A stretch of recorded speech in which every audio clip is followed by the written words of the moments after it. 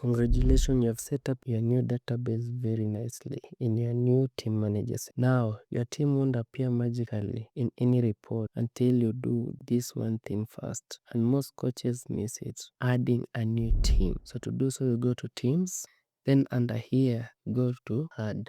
Under here, the most important part, there are these three boxes. So select abbreviation if you have it. Let me say Shark. Full name, still Shark. Then the team abbreviation if you have it. For me, I will just still do Sharks. Then the team registration, as we said, is other. Then the team type is age group. The division is not necessary. So if you have more information like mailing information, telephone, you can also add it here. The team name registration is the required fields for this. So after you filled everything, you're okay, you click OK. Then OK again. As you can see, the team is already created. So now you can move to the next step of adding at least to your new team.